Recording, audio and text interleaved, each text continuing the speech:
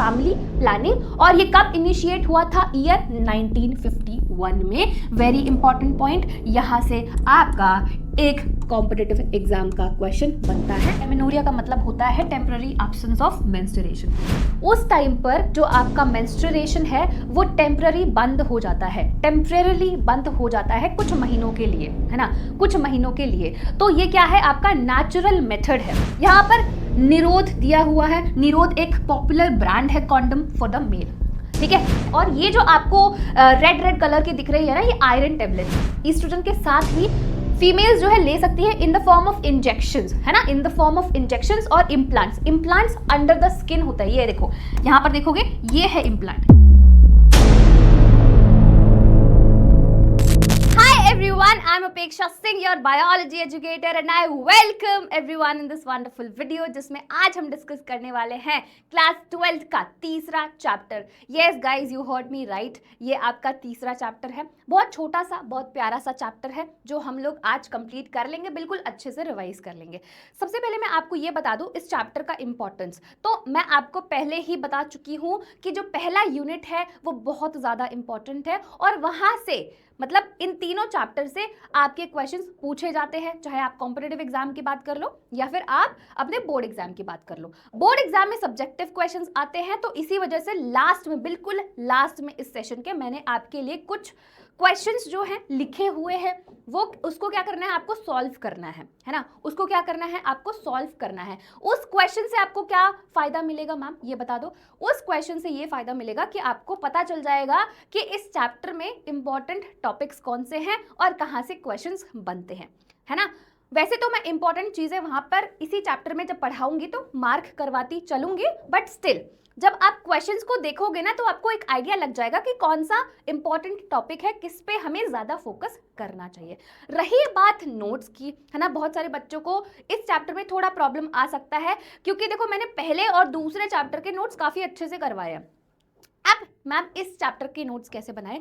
इस चैप्टर के नोट्स, जैसे पहला जो पार्ट आएगा इसका, उसमें कुछ प्रोग्राम्स वगैरह है, तो उसमें आपको कैसे बनाना है? आपके पास एनसीईआरटी की बुक है, आप उसमें इंपॉर्टेंट पॉइंट्स को हाईलाइट करते चलो या फिर मार्क कर लो, है ना, तो वो आपका एक नोट्स की तरह काम करेगा। दूसरा जो आपका इसमें पार्ट आता है वो कॉन्ट्रासेप्टिव मेथड्स आता है, उसको मैं अच्छे से करवाऊंगी, तो वो आप नोट्स में लिख सकते हो। तीसरा जो पार्ट आता है एसटीडीज और एमटीपी वाला पार्ट है, उसको भी आप अपनी बुक में ही अंडरलाइन कर लेना, जो इंपॉर्टेंट टॉपिक्स है उसको हाईलाइट कर लेना। लास्ट में जो आपका इनफर्टिलिटी वाला पार्ट है उसको भी मैं लिखवा दूंगी, तो इस तरीके से आपके अच्छे से नोट्स भी प्रिपेयर हो जाएंगे। ऑलराइट, अब आपको पता चल गया आपको नोट्स कैसे बनाने हैं, तो आप उसी हिसाब से नोट्स बनाना। ऑलराइट, चलिए स्टार्ट करते हैं आज का सेशन बिना किसी देरी के।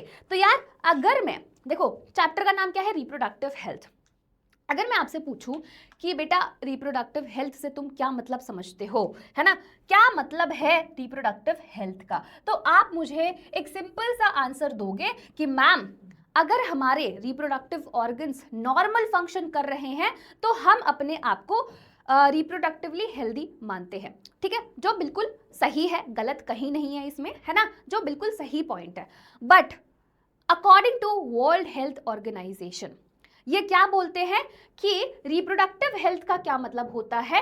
Total well being in all aspects of reproduction, in all aspects of reproduction. इसने एक ही एस्पेक्ट को कंसिडर नहीं किया है, इसने और भी एस्पेक्ट्स को कंसिडर किया है। कौन कौन से मैम? जैसे कि physical aspect, emotional aspect, behavioural aspect और सोशल एस्पेक्ट। अगर आप इन सब में बिल्कुल सही हो तो आपको एक रिप्रोडक्टिवली हेल्दी इंसान माना जाएगा। ठीक है, ये समझ में आ गया होगा आप लोगों को। चलिए अब हम थोड़ा सा आगे बढ़ते हैं, है ना, अब हम थोड़ा सा आगे बढ़ते हैं और हम अब डिस्कस करने वाले हैं reproductive health problems and strategies. क्या क्या प्रॉब्लम्स आई थी और उसका सॉल्यूशन क्या निकाला गया था, क्या स्ट्रैटेजीज बनाई गई थी। तो देखो इंडिया जो था वो पहला कंट्री था जिसने एक स्टेप रखा और उसने बोला कि मैं एक अच्छा और एक रिप्रोडक्टिवली हेल्दी नेशन बनाऊंगा, है ना। तो उसमें कुछ प्रॉब्लम्स भी आई होंगी, है ना, उसमें कुछ प्रॉब्लम्स भी आई होंगी और उसमें कुछ उन्होंने सॉल्यूशन भी निकाला होगा, कुछ स्ट्रैटेजीज भी निकाली होंगी। तो इसमें से सबसे पहला जो प्रोग्राम है आपका वो है फैमिली प्लानिंग, है ना। इसमें से जो पहला प्रोग्राम है आपका फैमिली प्लानिंग, जैसे मैंने बताया इन्होंने कुछ सॉल्यूशन निकाला होगा, तो इन्होंने कुछ एक्शन प्लान्स, कुछ प्रोग्राम्स को लॉन्च किया, जैसे कि फैमिली प्लानिंग। और ये कब इनिशिएट हुआ था? ईयर 1951 में। वेरी इंपॉर्टेंट पॉइंट, यहाँ से आपका एक कॉम्पिटिटिव एग्जाम का क्वेश्चन बनता है, मतलब 4 मार्क्स, मतलब 4 मार्क्स। ठीक है, ये ईयर कभी कभी पूछ लेते हैं, इसी वजह से मैंने आपको बता दिया है। दूसरा पॉइंट क्या बोलता है? अच्छा, दूसरा पॉइंट डिस्कस करने से पहले मैं आपको ये बता देती हूँ कि इसको काफी सालों तक ऑब्जर्व किया गया, है ना। 10 सालों तक इसको ऑब्जर्व किया गया। फिर इनको पता चला अच्छा ये प्रॉब्लम्स थी, ये लिमिटेशंस थे, ये ड्रॉबैक्स थे इस प्रोग्राम में, तो उसका इन्होंने एक और सॉल्यूशन निकाला। इन्होंने इम्प्रूव्ड प्रोग्राम को लॉन्च किया, जिसमें इन्होंने वाइडर एरियाज को कवर किया, और उस प्रोग्राम का क्या नाम है? Reproductive and child health care, RCH। ठीक है, इन्होंने दूसरा इम्प्रूव्ड प्रोग्राम को लॉन्च किया, जिसका नाम है reproductive and child health care, RCH। Very important, again इसका कभी कभी आपसे फुल फॉर्म पूछ लिया जाता है कि बता दो बच्चों कि RCH का फुल फॉर्म क्या है। ठीक है, ऑलराइट, ये चीजें हमें समझ में आ गई है, बिल्कुल अच्छे से समझ में आ गई है मैम। अब ये प्रोग्राम का मेन मोटिव क्या था, है ना। कुछ भी आप काम करते हो, आपका मेन मोटिव होता है कि मैं इस इंटेंशन से ये काम कर रहा हूं। तो इन प्रोग्राम्स का क्या इंटेंशन था, क्या मेन मोटिव था? तो इनका मेन मोटिव था लोगों को अवेयर करना, है ना, उनके रिप्रोडक्टिव ऑर्गन्स के बारे में अवेयर करना, जितनी भी STDs है, सेक्सुअली ट्रांसमिटेड डिसीज है, उनके बारे में अवेयर करना, और रिप्रोडक्टिव टूल्स, कॉन्ट्रासेप्टिव मेथड्स, इन सब चीज़ों के बारे में उनको अवेयर करना, ताकि एक रिप्रोडक्टिवली हेल्दी सोसाइटी बना सके। यही इनका मेन मकसद था, यही इनका मेन मोटिव था। ठीक है, तो जैसे मैंने आपको बताया कि knowledge of reproductive health, reproductive hygiene, STDs के बारे में नॉलेज देना, अवेयर करना लोगों को, रिप्रोडक्टिव टूल्स के बारे में लोगों को अवेयरनेस, उनके बीच में अवेयरनेस फैलाना, यही इनका मेन मकसद था। ऑलराइट, अब आ जाते हैं, ये आपकी NCERT की बुक में एक डेटा दिया गया है ना, ये एक डेटा दिया गया है, population explosion and birth control. Population explosion, explosion से क्या मतलब समझते हो? बूम, है ना। एक्सप्लोशन मतलब फट गया। तो पॉपुलेशन बहुत ज्यादा, यहाँ पर पॉपुलेशन बहुत ज्यादा रेट से बढ़ रही है ना। यहाँ पे एक डेटा दिया हुआ है, जो वर्ल्ड की पॉपुलेशन थी इस ईयर में, वो कितनी थी? 2 बिलियन। कितनी थी? 2 बिलियन। वहीं पर 2000 में 2000 में 2000 में कितनी थी? 2000 में 6 बिलियन हो गई थी, है ना। और 2011 में 7.2 बिलियन पॉपुलेशन थी, जो बढ़ गई थी।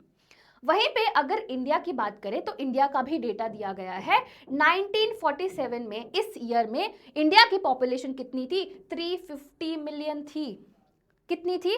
350 मिलियन। वहीं पर 2011 में कितनी थी? 1.2 बिलियन। 1.2 बिलियन। तो इतने ज्यादा रेट से पॉपुलेशन जो है बढ़ रही थी, है ना, इतने ज्यादा रेट से पॉपुलेशन बढ़ रही थी। इसका क्या रीजन हो सकता है? तो आपकी NCERT की बुक में कुछ रीजंस दिए गए हैं, जो यहां पर मैं लिख देती हूं। वो रीजंस दिए गए हैं, रीजंस कौन कौन से थे मैम? तो यहां पर मैं लिख रही हूं आप लोगों के लिए। वो रीजंस है, थोड़ा सा इसको, हाँ, रीजंस क्या है? पहला रीजन दिया है decrease in death rate. Decrease in death rate, ये आपका पहला रीजन है। दूसरा रीजन दिया हुआ है decrease in MMR, that is maternal mortality rate. ठीक है, ये आपका दूसरा रीजन हुआ। तीसरा रीजन दिया हुआ है decrease in infant mortality rate. तो ये आपके कुछ रीजंस दिए गए हैं कि इतने ज़्यादा रेट से पॉपुलेशन जो है वो बढ़ी है। ठीक है, अब यहाँ पर हम कुछ और डिस्कस करने वाले हैं, जैसे कि मैम, जैसे कि क्या डिस्कस करने वाले हैं, देखो इतने ज़्यादा रेट से पॉपुलेशन बढ़ रही थी, तो जिसकी वजह से देखो हमारे पास रिसोर्सेज तो लिमिटेड है ना, हमारे पास रिसोर्सेज लिमिटेड है, बट पॉपुलेशन इतनी ज़्यादा बढ़ रही थी, इतनी ज़्यादा रेट से बढ़ रही थी, तो उनको लगा यार ये तो बहुत बड़ी प्रॉब्लम हो जाएगी, क्योंकि रिसोर्सेज लिमिटेड है। एक टाइम ऐसा आएगा कि हमारे पास बेसिक नीड्स जो होती है ना, रोटी कपड़ा मकान, क्या होती है बेसिक नीड्स, रोटी कपड़ा मकान, उसकी भी स्कैसिटी हो जाएगी। तो इसको तो कंट्रोल करना पड़ेगा, ये बहुत ज़्यादा बड़ी प्रॉब्लम हो रही है, इतनी ज़्यादा पॉपुलेशन जो है, इतनी ज़्यादा रेट से पॉपुलेशन बढ़ रही है, जिसकी वजह से रिसोर्सेज कहीं कम ना पड़ जाए। तो इन्होंने कुछ स्टेप्स लिए, है ना, इन्होंने कुछ स्टेप्स लिए, उसी स्टेप्स के बारे में हम लोग डिस्कशन करने वाले हैं। ऑलराइट, तो गवर्नमेंट ने कुछ सीरियस मेजर्स लिए थे पॉपुलेशन को कंट्रोल करने के लिए। सबसे पहला इन्होंने जो मेजर लिया था वो था the most important step to overcome this problem is to motivate smaller families by using various contraceptive methods like advertisement in the media as well as poster bills etc. सबसे पहला इन्होंने मेजर लिया था कि जो स्मॉलर फैमिलीज है उनको aware करवाया जाए, उनको बताया जाए कि देखो ऐसा है ना, उनको कॉन्ट्रासेप्टिव मेथड्स के बारे में अवेयरनेस फैलाया गया, है ना, कि कॉन्ट्रासेप्टिव मेथड्स का यूज़ करो। साथ ही साथ एडवर्टीजमेंट की भी हेल्प ली गई, है ना, एडवर्टीजमेंट की भी हेल्प ली गई और पोस्टर्स की भी हेल्प ली गई और लोगों में अवेयरनेस फैलाया गया था। देखो आपने देखा होगा, आपने कुछ ऐसे पोस्टर्स देखे होंगे जिसमें लिखा होता है हम दो हमारे दो, है ना, और कुछ और भी बहुत सारी चीज़ें हैं। फिर इन सब चीज़ों की हेल्प से इन्होंने क्या किया, लोगों में अवेयरनेस फैलाया कि भाई थोड़ा सा पॉपुलेशन कम कर दो, है ना, थोड़ा सा पॉपुलेशन जो है वो कम कर दो। नाउ दूसरा क्या है, many couples mostly the young urban working once have even adopted one child norm. जो काम करते थे लोग, जो बाहर अर्बन एरियाज में रहते थे, उन्होंने एक चाइल्ड, मतलब उनको लगा कि एक ही बच्चा सबसे अच्छा होता है ना, एक आपने सुना होगा, ये बहुत अच्छे से सुना होगा, एक बच्चा सबसे अच्छा, ठीक है। और पहले उसमें क्या था, एक और भी था जो आप बहुत पहले सुनते होंगे कि हम दो हमारे दो। तो उसमें बेसिकली क्या प्रमोट कर रहे हैं कि दो ही बच्चे करो यार। देखो क्या होता था ना कि जो रूरल एरियाज है, अभी भी ऐसा है, वहाँ पे जब आप जाओगे ना उस एरियाज में या फिर विलेजेस में जाओगे, वहाँ पर आप देखोगे अभी भी लोगों के 4-4 5-5 बच्चे हैं, है ना। उनके पास बेसिक नीड्स भी नहीं है, मतलब उनके पास बेसिक चीज़ें भी नहीं है उसको एक अच्छा जीवन देने के लिए, बट स्टिल उनके पास 4-4 5-5 बच्चे होते हैं। तो इनका मेन मोटिव यही था कि उन फैमिलीज को अवेयर करवाया जाए इन सब मेथड्स के बारे में, है ना, कि भाई इसको यूज़ करो, या फिर उनको बताया जाए कि 4 बच्चे इतना ज़्यादा सही नहीं है, आप 2 करो, है ना। ये सारे मेजर्स लिए गए थे गवर्नमेंट की तरफ से, ताकि वो पॉपुलेशन को कंट्रोल कर सके। नेक्स्ट क्या था, जो मैरिजेबल एज थी गर्ल्स के लिए वो उन्होंने 18 ईयर कर दी थी, एंड जो मेल्स थे उनके लिए 21 ईयर्स कर दी थी। ऑल्सो उन्होंने इंसेंटिव्स भी देना शुरू कर दिया था कि जो लोग, मतलब जिनकी स्मॉल फैमिलीज होगी, उनको इंसेंटिव मिला, मतलब इंसेंटिव दिया जाएगा। देखो बेसिकली क्या होता है कि आप पैसे से किसी को वो काम करवा सकते हो, है ना, पैसे से किसी को काम करवा सकते हो। तो इन्होंने बोला देखो तुम्हें इंसेंटिव मिलेगा अगर तुम्हारी छोटी फैमिली होगी। तो इस हिसाब से भी लोगों ने सोचा कि हाँ ठीक है, पैसे तो मिल रहे। तो ये क्या थे, ये सारी चीज़ें क्या मैंने आपको बताई कि ये सारी चीज़ें गवर्नमेंट ने मेजर लिए थे ताकि वो पॉपुलेशन को कंट्रोल कर सके। ऑल राइट, ठीक है, यहाँ तक तो हमें चीज़ें समझ में आ गई है, यहाँ तक तो सारी चीज़ें हमें समझ में आ गई है। अब हम आते हैं नेक्स्ट टॉपिक पे, जो है फैमिली प्लानिंग। जो क्या है, family planning. Family planning refers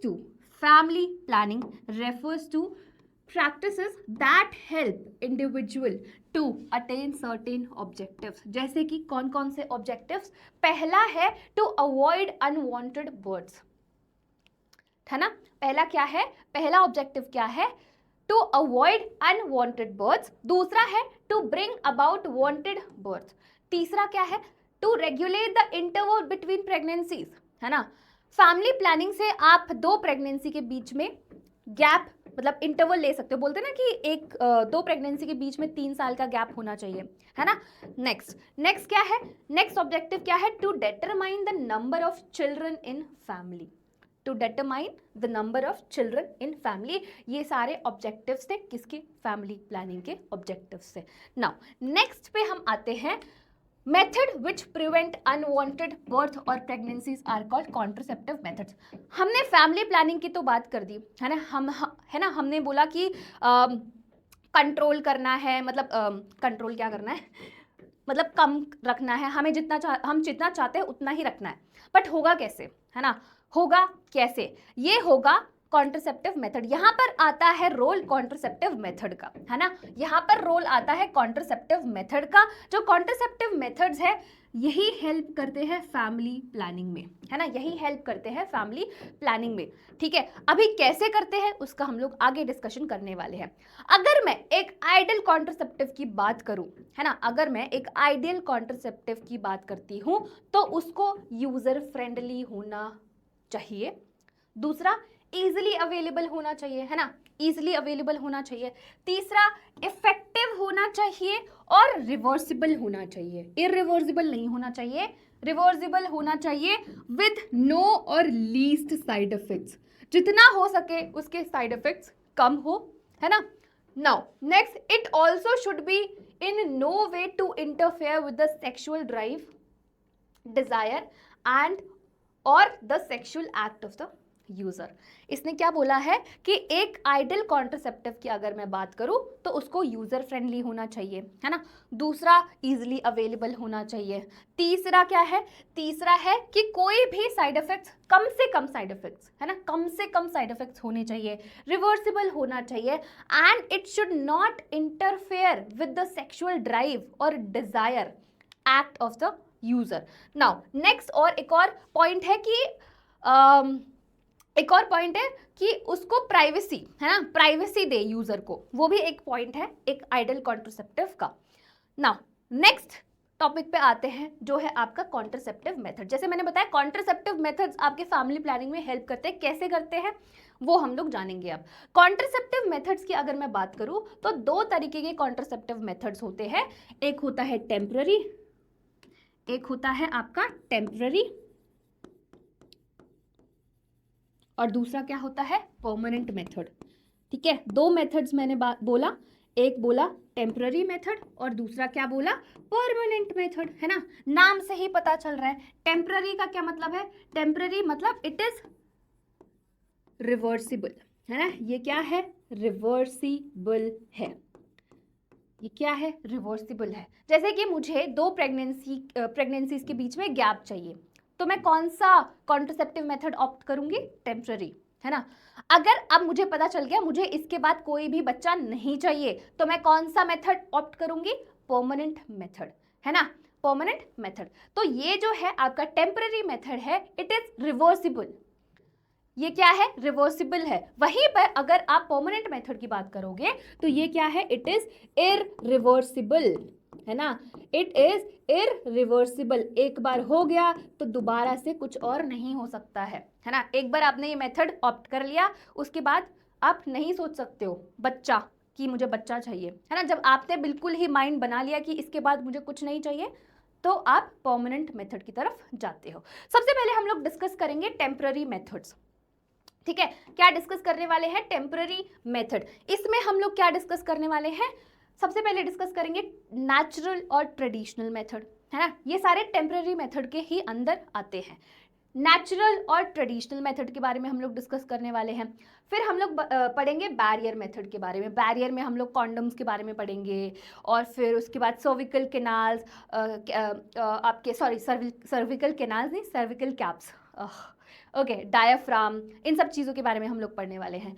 फिर उसके बाद तीसरा है इंट्रा यूट्राइन डिवाइसेस, है ना। इंट्रा यूट्राइन डिवाइसेस के बारे में हम लोग डिस्कशन करेंगे। ओरल कॉन्ट्रासेप्टिव्स के बारे में हम लोग डिस्कशन करेंगे, इम्प्लांट्स के बारे में डिस्कशन करेंगे और इंजेक्टेबल्स के बारे में डिस्कशन करेंगे। सो बेसिकली हम लोग डिस्कस करने वाले हैं पूरा ये आपका क्या है, टेम्पररी मेथड, ठीक है, ये सारा क्या है आपका टेम्पररी मेथड। ऑलराइट, चलिए बहुत ही बढ़िया। सबसे पहले हम लोग आ जाते हैं नेचुरल मेथड पे, है ना। सबसे पहले हम लोग आ जाते हैं नेचुरल मेथड्स पे। नेचुरल मेथड में सबसे पहला है आपका पीरियोडिक एब्स्टिनेंस। क्या है आपका? Periodic abstinence. अब मैम पीरियोडिक एब्स्टिनेंस में क्या होता है ना। पीरियोडिक एब्स्टिनेंस में क्या होता है, ये आपको व्हील दिख रहा है ना, ये क्या है आपका मेंस्ट्रुअल साइकिल का व्हील है। अब हमें पता है मेंस्ट्रुअल साइकिल के व्हील के बारे में, हमें सारी चीज़ें पता है। मेंस्ट्रुएशन, पहले 5 दिन मेंस्ट्रुएशन होता है, ब्लीडिंग फेज जिसको बोलते हैं। उसके बाद हमारा क्या होता है, फॉलिकुलर फेज होता है। 14th डे पर ओव्यूलेशन होता है। फिर उसके बाद वाला जो फेज होता है उसको हम लोग ल्यूटियल फेज बोलते हैं। ये आपको मैं ऑलरेडी चैप्टर 2 में पढ़ा चुकी हूँ। Now you guys are very much aware, है ना। ओके, नाउ इसमें क्या होगा, पीरियोडिक एब्स्टिनेंस में क्या होगा, हमें पता है 14th डे पर ओव्यूलेशन होता है ना। तो यहाँ पर 10 to 17 डे, है ना, जो आपका 10 to 17 डे है, 10 to 17 डे जो है, इसको हम क्या बोलते हैं, फर्टाइल पीरियड बोलते हैं। क्या बोलते हैं? फर्टाइल पीरियड बोलते हैं। यहाँ पर बहुत ज़्यादा पॉसिबिलिटी हो सकती है किसकी, ओवम की अवेलेबिलिटी की, है ना, कि ओवम जो है अवेलेबल होगा फेलोपियन ट्यूब में। अगर ओवम होगा तो फर्टिलाइजेशन के चांसेस ज़्यादा है ना।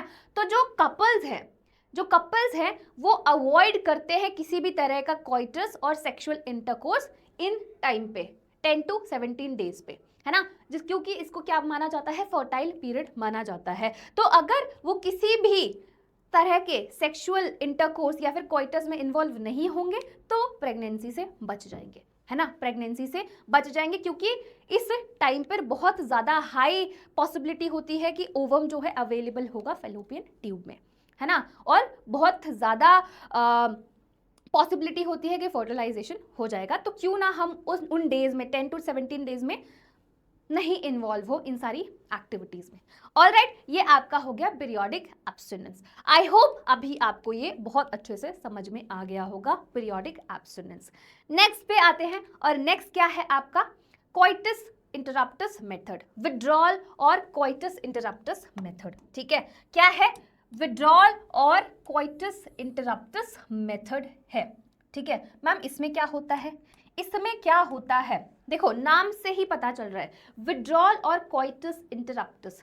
इस मेथड में क्या होता है, जो मेल पार्टनर है वो अपने पीनस को विड्रॉ कर लेता है बिफोर इजैक्यूलेशन, है ना। क्या बोला मैम ने बोला कि जो मेल पार्टनर है वो अपने पीनस को विड्रॉ कर लेता है from the genital tract of female before ejaculation, है ना। तो अगर इजैक्यूलेशन से पहले ही विड्रॉ कर लिया तो इंसीमिनेशन नहीं हो रही है ना। इंसीमिनेशन क्या बताया था मैंने, इंसीमिनेशन क्या होता है, transfer of male gamete in female genital tract. ठीक है, तो यहाँ पर इस मेथड में क्या होता है, इस मेथड में male partner withdraws his पीनस from the vagina just before the ejaculation so as to avoid insemination। इंसीमिनेशन नहीं होगा तो मेल गैमीट फीमेल के जेनिटल ट्रैक्ट में नहीं जाएगा, फीमेल के जेनिटल ट्रैक्ट में नहीं जाएगा तो यूट्रस से नहीं जाएगा, यूट्रस में एंट्री नहीं लेगा, यूट्रस में एंट्री नहीं लेगा तो फेलोपियन ट्यूब में नहीं जाएगा, तो फर्टिलाइजेशन नहीं होगा, है ना। That's how it works. तो ये हो गया आपका विड्रॉल और कोइटस इंटरप्टस मेथड, है ना। आई होप अभी आपको ये चीज़ समझ में आ गया होगा। अब हम आ जाते हैं अपने नेक्स्ट मेथड पे, जो है लैक्टेशनल एमेनोरिया, है ना। इसका क्या मतलब है मैम, लैक्टेशनल एमेनोरिया का क्या मतलब होता है, लैक्टेशनल एमेनोरिया का मतलब होता है, सबसे पहले हम लोग एमेनोरिया का मतलब समझते हैं, उसके बाद हम लोग इस पे आएंगे। ठीक है, एमेनोरिया का क्या मतलब होता है, एमेनोरिया का मतलब होता है टेम्पररी एब्सेंस ऑफ मेंस्ट्रुएशन। ठीक है, तो यहाँ पर लिख लेते हैं टेम्पररी एब्सेंस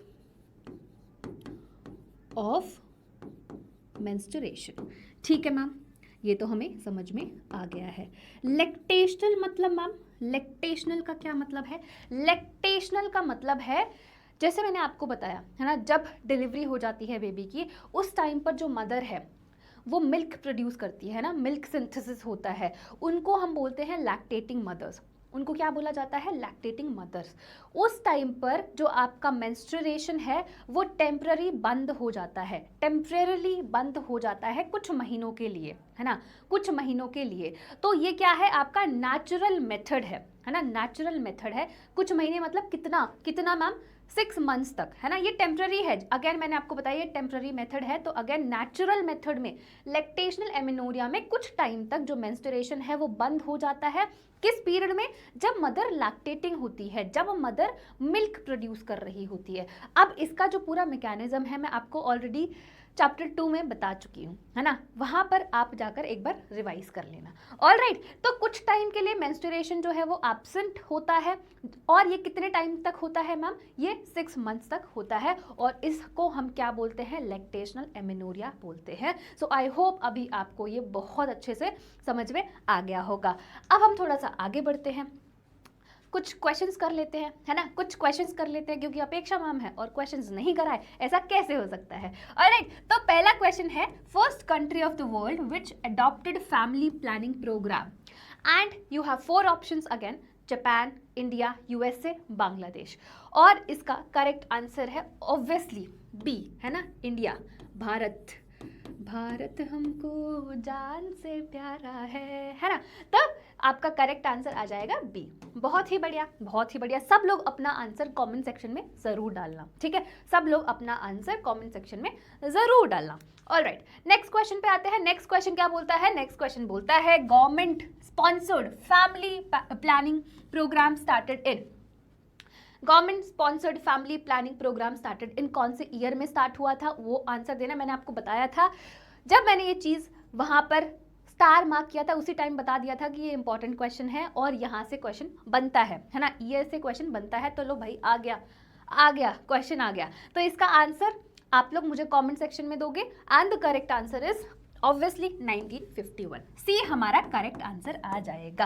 ऑलराइट, बहुत ही बढ़िया। चलिए थोड़ा सा आगे बढ़ते हैं और एक और क्वेश्चन को सॉल्व करते हैं। और ये क्वेश्चन क्या है, which of the following method is based on avoiding insemination, इनमें से कौन सा मेथड है जो बेस्ड है ऑन अवॉइडिंग इंसीमिनेशन। इंसीमिनेशन क्या होता है, transfer of male gamete in female genital tract, right. इनमें से वो कौन सा मेथड है, ये आप मुझे कमेंट सेक्शन में बताओगे, ये आप मुझे कमेंट सेक्शन में इसका आंसर बताओगे।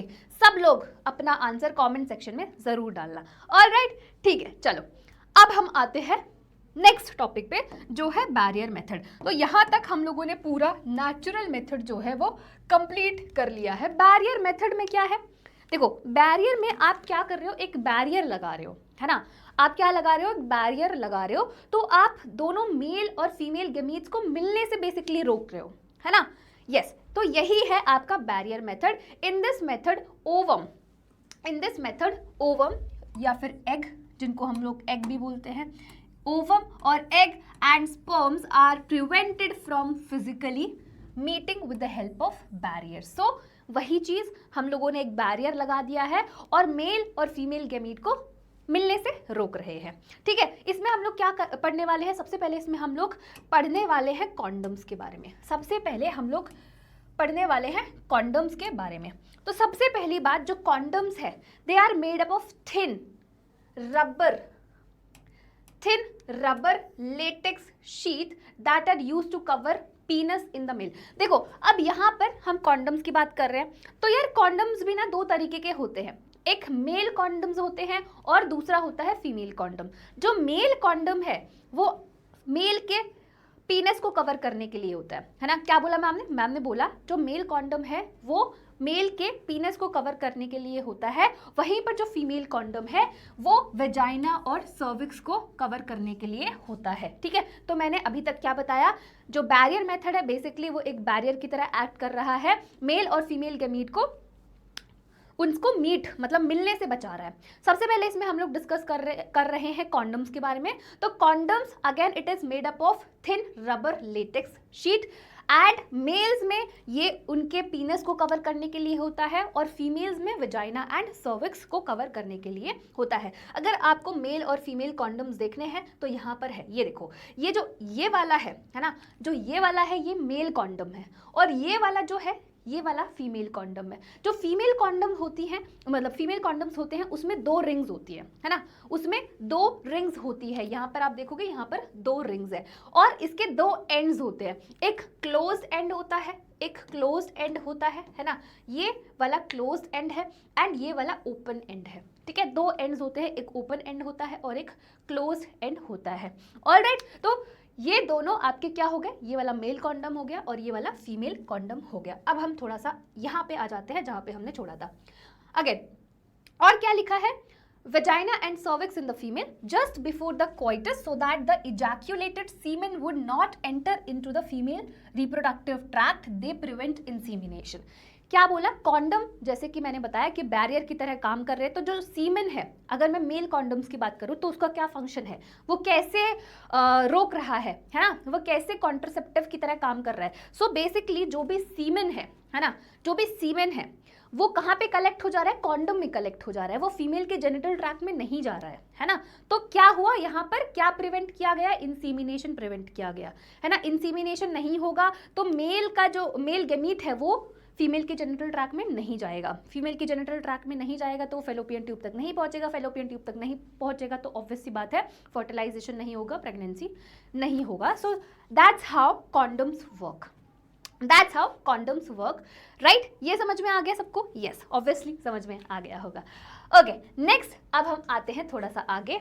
यहाँ पे और क्या लिखा हुआ है, use of condoms, use of condoms has increased in recent years due to its additional benefits। जैसे कि कौन कौन से benefits, ये sexually transmitted disease से भी बचाता है ना, sexually transmitted disease से भी बचाता है, साथ ही साथ एक प्राइवेसी देता है यूजर को, क्योंकि यहाँ पर आपको किसी भी एक्सपर्ट डॉक्टर और एक्सपर्ट नर्स की ज़रूरत नहीं पड़ रही है ना। यहाँ पर आप उसको खुद ही इंसर्ट कर सकते हो, सेल्फ इंसर्टेड है, right. So it's giving a privacy, it is giving a privacy to the user. So इसी वजह से काफ़ी ज़्यादा कॉन्डम्स हैं, उनका यूज़ इंक्रीज हुआ है इन रिसेंट ईयर्स में, ठीक है। यहीं पे ये पॉइंट लिखा हुआ है, both male and female condoms are disposable, है ना, डिस्पोजेबल भी है, they are disposable and can be self inserted. Self inserted मतलब किसी की ज़रूरत नहीं पड़ रही है ना, किसी की ज़रूरत नहीं पड़ रही है, and thereby give privacy to the user. यहाँ पर निरोध दिया हुआ है, निरोध एक पॉपुलर ब्रांड है कॉन्डम फॉर द मेल, ठीक है। निरोध क्या है, एक पॉपुलर ब्रांड है मेल कॉन्डम का। ऑलराइट, ये याद रखना, अगेन इससे क्वेश्चन बन जाता है, ठीक है, इससे क्वेश्चन बन जाता है, ठीक है। यहाँ तक हमें चीज़ें समझ में आ गई है। तो यहाँ पर ये चीज़ मैं आपको ऑलरेडी बता चुकी हूँ, ये मेल कॉन्डम है, ये फीमेल कॉन्डम है। यहाँ पर देखोगे 2 रिंग्स है, एक क्लोज्ड एंड होता है और एक ओपन एंड होता है ना। क्लोज्ड एंड टुवर्ड्स सर्विक्स और ओपन एंड टुवर्ड्स वजाइना के साइड, ठीक है।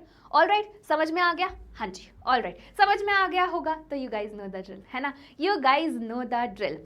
अगर जो बच्चे मुझे, मतलब जो नए बच्चे मुझे देख रहे हैं उनको नहीं पता तो मैं बता देती हूँ, जब हमें कुछ भी समझ में आता है तो हम लोग, चैट बॉक्स तो है नहीं यहाँ पर, तो कमेंट सेक्शन में क्या लिखेंगे, हैप्पी फेज लिखेंगे। ऑलराइट, चलिए बहुत ही बढ़िया बात है। अब हम आ जाते हैं अगले टॉपिक पे, that is diaphragm, cervical caps and vaults. Diaphragm, cervical caps and vaults, now we are going to discuss this topic, ठीक है। Now we are going to discuss this topic. चलिए बहुत ही बढ़िया है। अगर मैं डायाफ्राम्स की बात करूं, diaphragm, cervical caps and vaults की अगर मैं बात करूं, again they are made up of rubber, है ना, they are made up of rubber that are inserted into the female reproductive tract to cover the cervix during coitus. Coitus के time पर जो डायाफ्राम है, चाहे आप सर्विकल कैप्स ले लो या फिर वॉल्स ले लो, ये किसको कवर करते हैं, आपके सर्विक्स को कवर करते हैं। किसको कवर कर रहे हैं, सर्विक्स को कवर कर रहे हैं, इसको ध्यान रखना, ठीक है, इसको ध्यान रखना। डायाफ्राम, सर्विकल कैप्स और आपके वॉल्स, ये किसको कवर करते हैं, सर्विक्स को कवर करते हैं। They do not prevent insemination, they do not prevent insemination but prevent conception by blocking the entry of sperms through the cervix. ये इंसीमिनेशन को प्रिवेंट नहीं कर रहे हैं, है ना, अगर हम कॉन्डम्स में देखते थे, कॉन्डम्स में हमने देखा था कि कॉन्डम्स में इंसीमिनेशन प्रिवेंट हो रहा था, बेसिकली वो बैरियर की तरह एक्ट कर रहा था और जो सीमेन था वो कॉन्डम में ही कलेक्ट हो जा रहा था। बट यहाँ पर इंसीमिनेशन हो रहा है, तो इंसीमिनेशन हो रहा है तो मैम ये कैसे कॉन्ट्रसेप्टिव, कैसे एक कॉन्ट्रसेप्टिव मेथड है, कैसे प्रिवेंट कर रहे हैं, है ना। तो यार ये क्या करते हैं, ये एक ब्लॉक कर देते हैं पैसेज को, है ना। जैसे मैंने बोला कि स्पर्म जो है आपके वजाइना से किस में जाएगा, सर्विक्स में जाता है, सर्विक्स से आपके यूट्रस में जाएगा, यूट्रस से फेलोपियन ट्यूब में जाता है, यही पैसेज है ना, यही पैसेज है। तो इसने क्या किया, पैसेज को ही ब्लॉक कर दिया, पैसेज को ही ब्लॉक कर दिया, है ना, पैसेज को ब्लॉक कर दिया, तो स्पर्म जो है वो नहीं जा पाएगा फेलोपियन ट्यूब तक, ठीक है। तो that's how they work, that's how they work, they are reusable, है ना, रियूजेबल है। Spermicidal creams, jellies and foams are usually used along with these barriers to increase their contraceptive efficiency. क्या बोला ma'am ने, जो आपके डायाफ्राम्स होते हैं, सर्विकल कैप्स होते हैं, वॉल्स होते हैं, इनके साथ हम लोग स्पर्मिसाइडल जेलीज भी यूज करते हैं, है ना, स्पर्मिसाइडल जेलीज भी यूज कर सकते हैं, फॉर्म भी यूज करते हैं, ताकि कॉन्ट्रासेप्टिव एफिशिएंसी को इंक्रीज कर सके, है ना, कॉन्ट्रासेप्टिव एफिशिएंसी को इंक्रीज कर सके। इसी वजह से डायाफ्राम के साथ साथ स्पर्मिसाइडल जेलीज का भी इस्तेमाल किया जाता है, ठीक है। यहाँ पर अगर आप इमेज में देखोगे, ये देखो, मैं दिखाती हूँ, रुको, यस दिस वन, ठीक है। यहाँ पर देखोगे ये क्या है, आपका सर्विकल कैप है, ये क्या है, सर्विकल कैप है। इसको किसके साथ यूज किया जा रहा है, ये कॉन्ट्रासेप्टिव जेली है। क्यों यूज किया जा रहा है, ताकि कॉन्ट्रासेप्टिव एफिशिएंसी को इंक्रीज कर सके। ऑलराइट, यहाँ पे आप देखोगे ये डायाफ्राम है आपका, डायाफ्राम को भी कॉन्ट्रासेप्टिव जेलीज के साथ इस्तेमाल किया जा रहा है। समझ में आया ये चीज़, है ना, समझ में आया ये चीज़, समझ में आ गया होगा तो कमेंट सेक्शन में ज़रूर डालना। ऑलराइट, चलिए, बहुत ही बढ़िया बात है। दे do not provide protection against STDs, ये बात ध्यान रखना, इन्होंने साफ साफ लिखा है कि they do not provide protection against STD. So ये कर क्या रहे हैं, ऑलरेडी बता दिया मैंने कि पैसेज को ब्लॉक कर रहे हैं, है ना, पैसेज को ब्लॉक कर रहे हैं। सो ये हो गया आपके diaphragm, cervical caps and walls के बारे में, ठीक है। ऑलराइट, अब हम थोड़ा सा आगे बढ़ते हैं, और हम पढ़ने वाले हैं इंट्रा यूट्राइन डिवाइसेस के बारे में। किसके बारे में पढ़ने वाले हैं, इंट्रा यूट्राइन डिवाइसेस। तो यार नाम से ही पता चल रहा है ना, कुछ ऐसी डिवाइसेस जो यूट्रस में इंसर्ट करी जाती है ना। क्या बोला मैम ने, मैम ने बोला कि ऐसे कुछ डिवाइसेस जो यूट्रस में इंसर्ट किया जाता है, तभी तो नाम है intra uterine devices, IUDs. IUDs are contraceptive devices that are inserted by doctors and expert nurses in the uterus through vagina, ठीक है। क्या बोला मैम ने, मैम ने बोला कि जो ये आईयूडीज हैं ये इंसर्ट की जाती है यूट्रस में विद द हेल्प ऑफ, कौन इंसर्ट करता है, यहाँ पर एक्सपर्ट डॉक्टर्स और नर्सेस वो इंसर्ट करती हैं इन इंट्रा यूट्राइन डिवाइसेस को। IUDs are an ideal contraceptives for the female who want to delay pregnancy और स्पेस बिटवीन चिल्ड्रन, है ना। ये जो आईयूडीज है आपका बहुत एक आइडियल कॉन्ट्रासेप्टिव माना जा सकता है उनके लिए, उन फीमेल्स के लिए जो गैप चाहती हैं, है ना, दो प्रेगनेंसीज के बीच में गैप चाहती है, उनके लिए बहुत अच्छा आइडियल कॉन्ट्रासेप्टिव माना जाता है। It is one of the most widely accepted method of contraception in India, right. Alright, यहाँ पे देखोगे तो इंट्रा यूट्राइन डिवाइसेस जो है 3 तरीके की है। नॉन मेडिकेटेड आईयूडीज, जिसमें एग्जांपल आता है लिपस लूप, जिसमें एग्जांपल क्या आ जाता है आपका, लिपस लूप। दूसरा है कॉपर रिलीजिंग आईयूडीज और hormone releasing IUDs. Non medicated IUD का एग्जांपल दिया हुआ है lips loop, copper releasing IUD का एग्जांपल दिया हुआ है CUT, CU7, मल्टीलोड 375। अगेन ये जो है ना, ये बहुत इंपॉर्टेंट है ना, इसमें से क्वेश्चन पूछते हैं आपके कॉम्पिटिटिव एग्जाम में भी और बोर्ड एग्जाम में भी क्वेश्चन पूछे जाते हैं। 2 मार्क्स का क्वेश्चन यहाँ से पक्का पक्का आता है, ठीक है। अच्छा, हार्मोन रिलीजिंग आईयूडीज के क्या एग्जांपल है, प्रोजेस्टासोर्ट और LND20।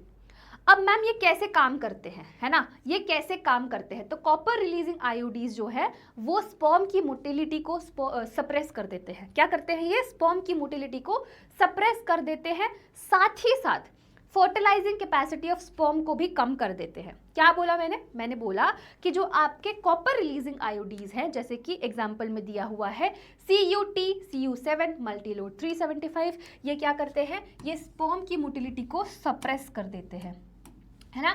तो यहां पर लिख लो suppress sperm motility, also fertilizing capacity of sperm and fertilizing capacity of sperms। ठीक है। नाउ हार्मोन रिलीजिंग आयोडीज कैसे करते हैं? हार्मोन रिलीजिंग आयोडीज क्या करते हैं, ये यूट्रस को अनसुटेबल बना देते हैं फॉर इम्प्लांटेशन। ठीक है, मैंने क्या बोला, मैंने बोला कि जो आपके हार्मोन रिलीजिंग आयोडीज है ये यूट्रस को अनसुटेबल बना देते हैं for implantation and also they make cervix hostile to the sperms, they make cervix hostile to the sperm. तो यहाँ पर लिख लो भैया, यहाँ पर लिख लो कि ये क्या करते हैं, ये क्या करते हैं, make uterus unsuitable for implantation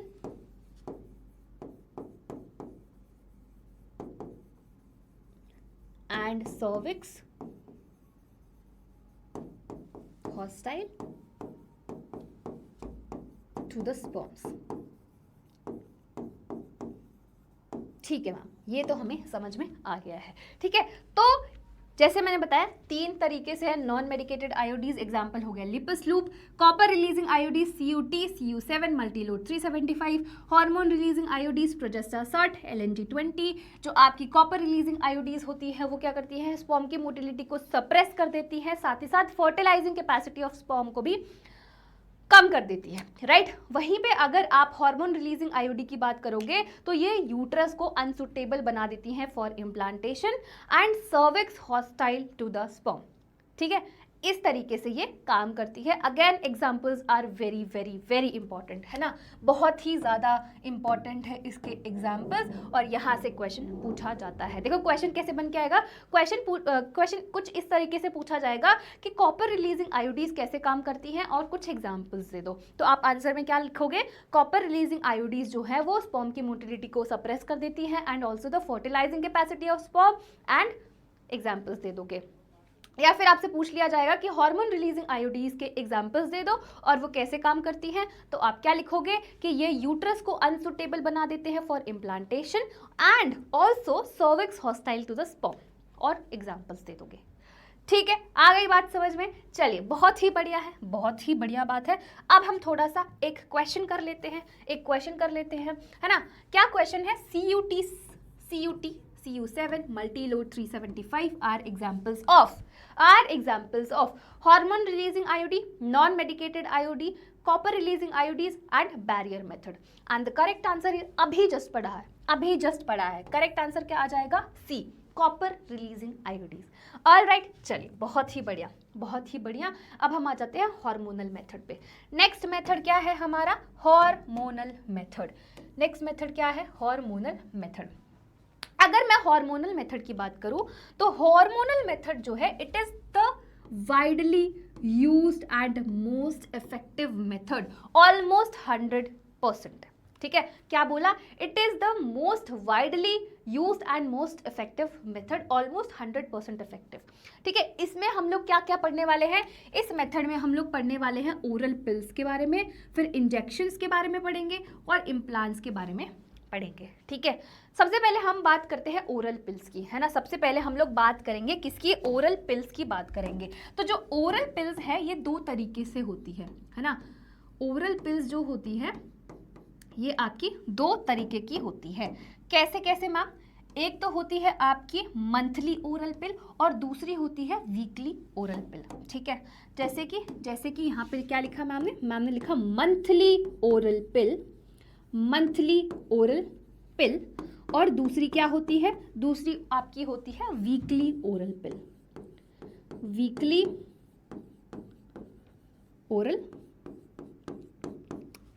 ठीक है, ऑलराइट, तो इसको हम लोग ऐसे कर देते हैं, लिख देते हैं अच्छे से, है ना, इसको भी अच्छे से लिख देते हैं। नाउ अगर मैं मंथली ओरल पिल की बात करूं तो मैम इसको कैसे लिया जाता है ना, इसको कैसे लिया जाता है, यहाँ पे आ जाओ, यहाँ पर आ जाओ, ये आपको एक इमेज दिख रही है ना, ये आपको एक इमेज दिख रही है। अब कैसे लिया जाता है, इसको लिया जाता है एक से लेकर, जैसे एक मंथ है ना, फॉर एग्जाम्पल दिस मंथ, और इसमें मैं स्टार्ट कब से करूंगी, 1 से स्टार्ट करूंगी और 21 तक, है ना, तो 1 से लेकर 21 डेज तक खाना होता है हार्मोनल पिल्स। ये क्या है आपकी हार्मोनल पिल है, ये क्या है आपकी हार्मोनल पिल है, ठीक है, ये क्या है हार्मोनल पिल है। फिर 7 दिन का गैप होता है ना, क्या होता है 7 दिन का गैप होता है। और ये जो आपको रेड रेड कलर की दिख रही है ना, ये आयरन टेबलेट्स है, ये क्या है आपकी आयरन टेबलेट्स है, आयरन टेबलेट्स है।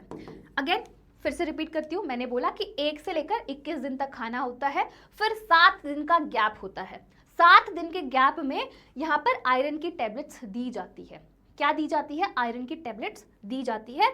और फिर अगेन अगले महीने से फिर ये दोबारा रिपीट करना होता है, दोबारा रिपीट करना होता है फिर से अगले महीने। नाउ ये कब तक रिपीट करते रहना है, जब तक जो फीमेल है उसको बच्चा नहीं चाहिए, है ना, उसको बच्चा नहीं चाहिए है। अच्छा अगर मैं इनकी बात करूं तो जो आपकी ओरल पिल्स होती हैं, है ना, जो आपकी ओरल पिल्स होती है वो आपकी प्रोजेस्टेरॉन ओनली पिल भी हो सकती है, प्रोजेस्टेरॉन,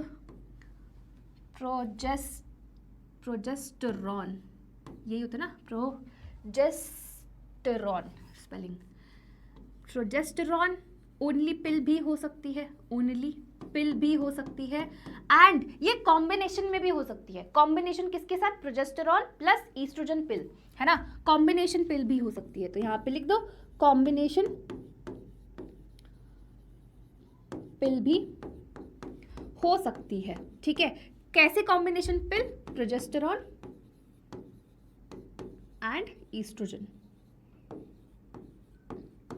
और इसमें जो प्रोजेस्टेरॉन है ये हाई कॉन्सेंट्रेशन में होता है, high concentration, high concentration, alright, किसमें होता है, हाई कॉन्सेंट्रेशन में होता है, ठीक है मैम। ओके ना, इधर आ जाओ, ये तो मैंने बता दिया आपको कि कैसे लेनी है ना, ये पिल्स कैसे लेनी होती है। मैम ये काम कैसे करती है, सो बेसिकली ये किस मैकेनिज्म पे काम करती है, ये आपका ओव्यूलेशन इनहिबिट करती है, ओव्यूलेशन एंड इम्प्लांटेशन इनहिबिट कर देती है। तो ओव्यूलेशन नहीं होगा तो ओवम नहीं होगा, ओवम नहीं होगा तो अगेन आगे की कहानी नहीं होती है। Alright, so that's how they work. Now next अगर हम आते हैं तो यहाँ पर लिखा हुआ है, क्या लिखा हुआ है, progesterone only preparations render the cervical mucus thick and scanty, this prevent retard entry of sperm, so fertilization does not takes place। जो प्रोजेस्टेरॉन ओनली पिल्स होती हैं वो क्या करती है, सर्विकल म्यूकस को थिक बना देती है। अब देखो सर्विक्स का जो म्यूकस है वो इतना ज्यादा थिक हो गया तो क्या स्पर्म जो है वो एंट्री ले पाएगा, नहीं ले पाएगा। तो इस तरीके से जो आपकी प्रोजेस्टेरॉन ओनली पिल्स हैं वो काम करती हैं, ठीक है। चलिए बहुत ही बढ़िया बात है। अच्छा यहाँ पर मैं आपको एक एग्जांपल देना भूल गई, यहाँ पर मंथली ओरल पिल का एग्जांपल लिख लो, माला एन और Mala D, Mala N and Mala D, ये आपकी मंथली ओरल पिल्स होती हैं, ठीक है। चलिए नेक्स्ट आती है सहेली, ठीक है, नेक्स्ट क्या है, सहेली। सहेली जो है आपकी वीकली ओरल पिल है, जैसे वहां पर मंथली पूरे मंथ 1 से लेकर 21 दिन तक खाना था, ये आपकी वीकली ओरल पिल है, बस वीक में एक बार खाना है ना, वीक में एक बार खाना है, तो ये आपकी वीकली ओरल पिल है, नॉन स्टीरॉइडल है ना, क्या है, नॉन स्टीरॉइडल है, साथ में नॉन हार्मोनल पिल है, जो किसने डेवलप किया है, साइंटिस्ट ऑफ CDRI लखनऊ, है ना, कहाँ पे डेवलप हुआ है, by scientist at CDR central drug research institute of Lucknow, यहाँ पर इसको डेवलप किया गया है। किसने डेवलप किया है, साइंटिस्ट ने डेवलप किया है। बहुत कम साइड इफेक्ट्स है इसके, है ना, very few side effects and high contraceptive value, है ना, high contraceptive value. Mechanism, it block oestrogen receptors in uterus and prevent implantation. इसका क्या मैकेनिज्म है, ये ईस्ट्रोजन के रिसेप्टर्स को ब्लॉक कर देती है, यूट्रस में ईस्ट्रोजन के रिसेप्टर्स होते हैं उसको ब्लॉक कर देती है, और क्या प्रिवेंट करती है? इम्प्लांटेशन को प्रिवेंट करती है। दैट्स हाउ इट वर्क्स, है ना। ये जो सहेली है ये इसका मैकेनिज्म है, इस तरीके से ये काम करती है, इस तरीके से ये कॉन्ट्रसेप्टिव मेथड की तरह वर्क करती है। ऑल राइट, समझ में आ गया? यस, बहुत ही बढ़िया है। नेक्स्ट है इम्प्लांट्स एंड इंजेक्शंस। नेक्स्ट क्या है? Implants and injection. जो प्रोजेस्टेरॉन है, प्रोजेस्टेरॉन अलोन और in the combination with the oestrogen can also be used as female by females as injections. जैसे मैंने बताया पिल्स में कि कॉम्बिनेशन पिल भी हो सकती है एंड प्रोजेस्टेरॉन ओनली पिल भी हो सकती है।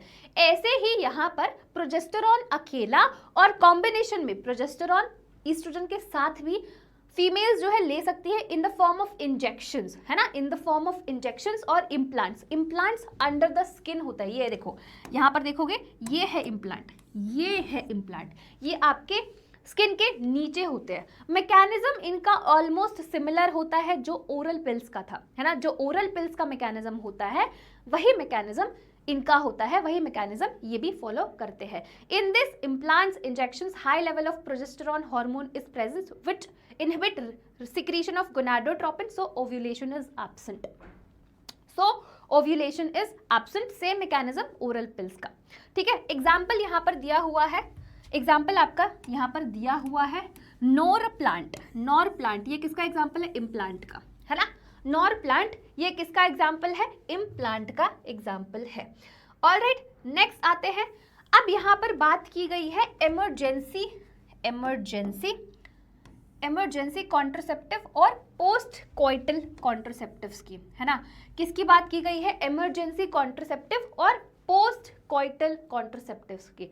ऐसे कॉन्ट्रसेप्टिव मेथड्स जो 72 आवर्स में यूज किया जा रहा हो, है ना, which are used within 72 hours of unprotected sexual intercourse, उनको हम क्या बोलते हैं? इमरजेंसी कॉन्ट्रसेप्टिव और पोस्ट कोइटल कॉन्ट्रसेप्टिव बोलते हैं।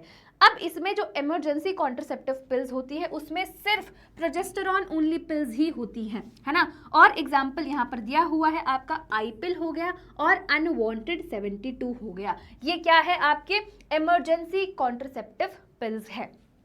क्या है एग्जाम्पल? आई पिल और अनवांटेड 72। अच्छा, यहाँ पे एक और पॉइंट लिखा हुआ है आपकी एनसीईआरटी में कि जो आईयूडीज है, IUDs can also be use as emergency contraceptive as they prevent implantation. क्या करती है? ये क्या करती है? ये क्या प्रिवेंट करती है? इम्प्लांटेशन को प्रिवेंट करती है। So that's all about the contraceptive, emergency contraceptive और पोस्ट कोइटल कॉन्ट्रसेप्टिव। ठीक है, समझ में आ गया? चलिए, बहुत ही बढ़िया बात है। तो यहाँ पर आपका पूरा टेम्पररी मेथड जो है खत्म होता है। अब हम आ जाते हैं अपने परमानेंट मेथड और टर्मिनल मेथड पे। किस पे? परमानेंट मेथड और टर्मिनल मेथड पे। जैसे मैंने बताया था कि ये क्या होता है? ये इररिवर्सिबल होता है ना, ये इररिवर्सिबल होता है। तो जो आपका परमानेंट मेथड है, जो परमानेंट मेथड है और टर्मिनल मेथड, इसको हम लोग स्टेरिलाइजेशन मेथड भी बोलते हैं। स्टेरिलाइजेशन भी बोलता है, दो तरीके से होता है। एक होता है ट्यूबेक्टॉमी, है ना, एक होता है ट्यूबेक्टॉमी और दूसरा क्या होता है? वासेक्टॉमी। ठीक है, ट्यूबेक्टॉमी और वासेक्टॉमी।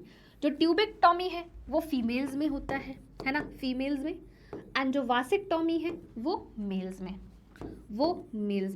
ट्यूबेक्टॉमी में क्या होता है? ट्यूबेक्टॉमी में जो फेलोपियन ट्यूब है उसको कट करके टाई कर दिया जाता है।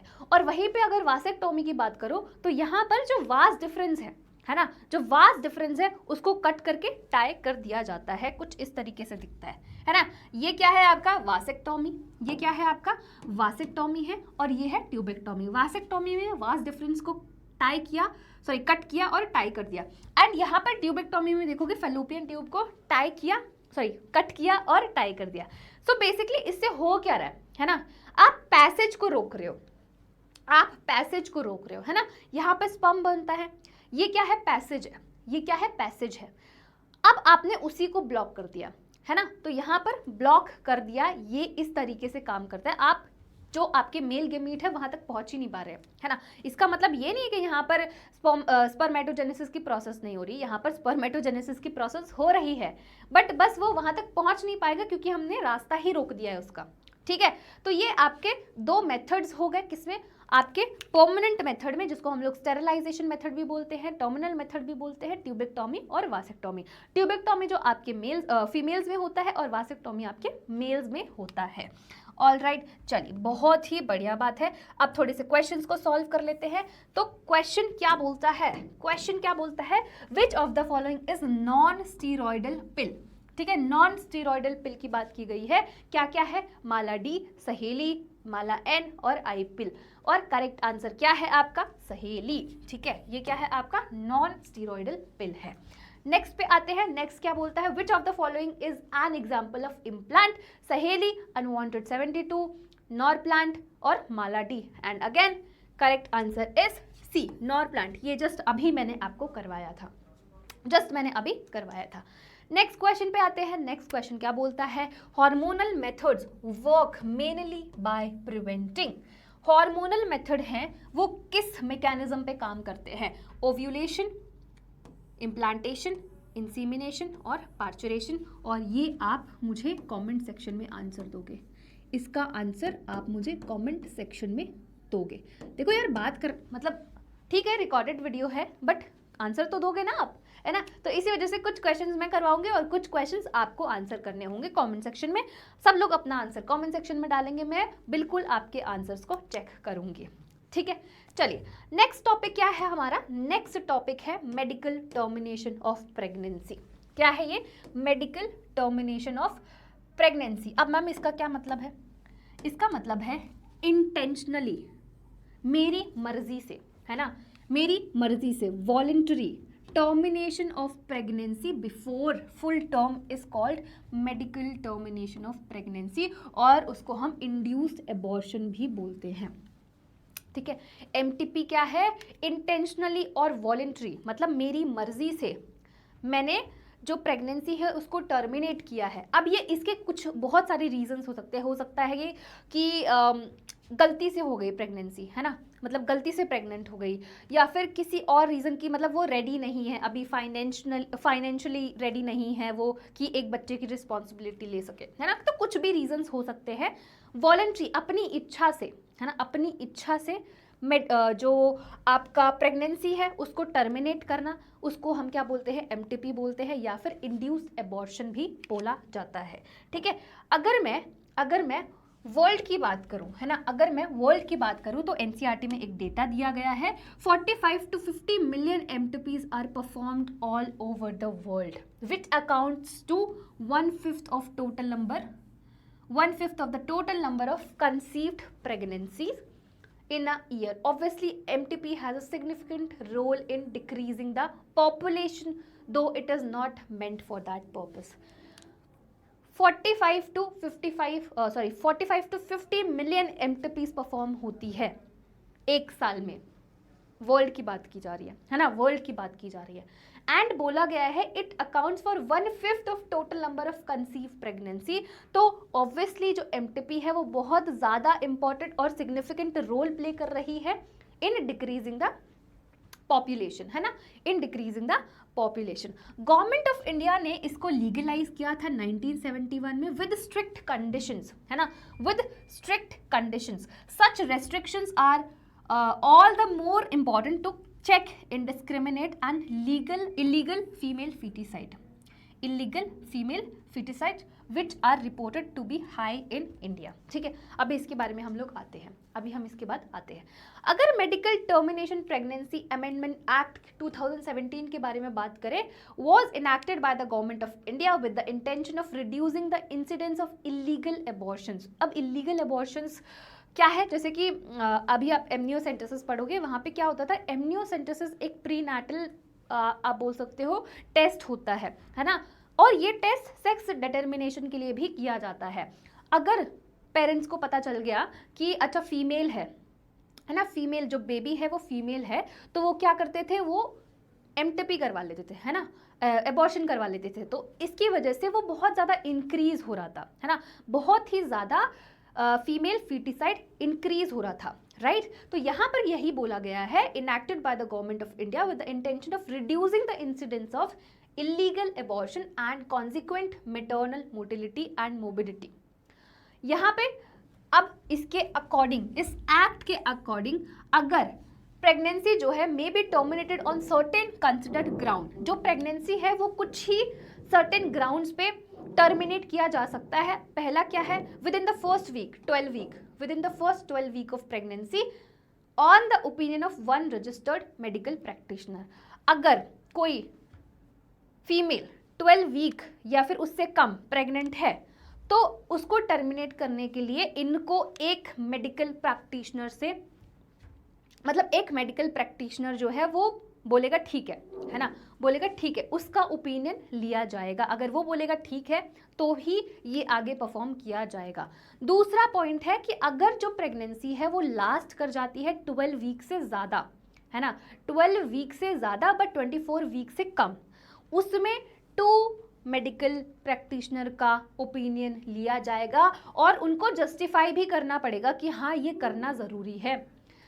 इस प्रेगनेंसी की वजह से मदर की बॉडी पे या फिर मेंटली फिजिकली कुछ भी हो सकता है मदर को, तो उनको वो जस्टिफाई करना पड़ेगा, है ना, या फिर उनको ये बताना पड़ेगा कि जो भी बच्चा है ना, जो भी बच्चा अभी वूम्ब में है वो बाहर आएगा तो बहुत ज़्यादा उसको प्रॉब्लम्स हो सकती है, या फिर उसको कुछ ऐसी डिसऑर्डर्स है, कुछ ऐसा क्रोमोसोमल डिसऑर्डर है, कुछ भी मेटाबॉलिक डिसऑर्डर है जिससे उसका लाइफ नॉर्मल नहीं रहेगा बाहर। तो इसी वजह से इस प्रेगनेंसी को टर्मिनेट करना ज़रूरी है, तो ये उनको जस्टिफाई करना पड़ेगा, तब आगे जाकर ये प्रोसीजर होगा, राइट, तब आगे जाकर ये प्रोसीजर होगा। तो यहाँ पर यही सारे पॉइंट्स लिखे हुए हैं। ऑल राइट, समझ में आ गया, बहुत ही बढ़िया। अब हम आ जाते हैं एमनियोसेंटेसिस पे, है ना, एमनियोसेंटेसिस। मैम एमनियोसेंटेसिस क्या होता है? एमनियोसेंटेसिस एक प्रीनैटल टेस्ट है ना। अब ये होता कैसे है मैम? जब जो भी बच्चा है वो पेट में है, वूम में है, ड्यूरिंग 12th और 14th वीक, मतलब कह लो 3-4 महीने के बीच में, है ना, यहाँ पर एक नीडल लेते हैं, नीडल की हेल्प से यहाँ से एमनियोटिक फ्लूइड को कलेक्ट किया जाता है। एमनियोटिक फ्लूइड को कलेक्ट करके ये टेस्ट किसके लिए किया जाता है? एमनियोटिक फ्लूइड को कलेक्ट करके ये चेक करते हैं कोई भी क्रोमोसोमल डिसऑर्डर तो नहीं है ना, कोई भी मेटाबॉलिक डिसऑर्डर तो नहीं है, कोई भी जेनेटिक डिसऑर्डर तो नहीं है, कोई भी क्रोमोसोमल एबनॉर्मैलिटी तो नहीं है। तो इसके लिए होता है एमनियोसेंटेसिस, है ना। तो यहाँ पर लिख लो, यहाँ पर लिख लो कि ये किसके लिए होता है? टू चेक कोई भी क्रोमोसोमल डिसऑर्डर तो नहीं है, ठीक है, कोई भी जेनेटिक डिसऑर्डर या फिर मेटाबॉलिक डिसऑर्डर तो नहीं है इसको। एंड ये जो एमनियोसेंटेसिस है ये एक और चीज के लिए होता है, सेक्स डिटर्मिनेशन के लिए, है ना, सेक्स डिटर्मिनेशन के लिए भी होता है।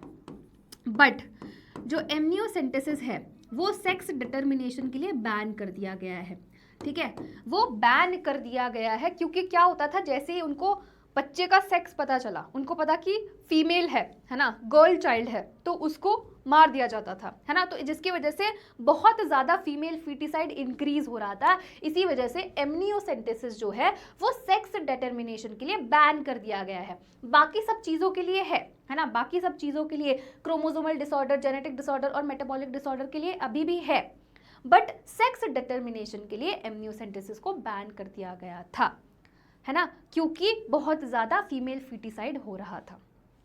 क्लियर? आई एम होपिंग कि अभी आपको ये टॉपिक बहुत अच्छे से क्लियर हो गया होगा। थोड़े से क्वेश्चंस कर लेते हैं, है ना। Full form of MTP, full form of MTP, and the correct answer is medical termination of pregnancy, है ना। कहाँ पे है? Medical termination of pregnancy. D आपका करेक्ट आंसर आ जाएगा, ठीक है, डी आपका करेक्ट आंसर आ जाएगा। नाउ दूसरा क्वेश्चन देखते हैं। दूसरा क्वेश्चन क्या बोलता है?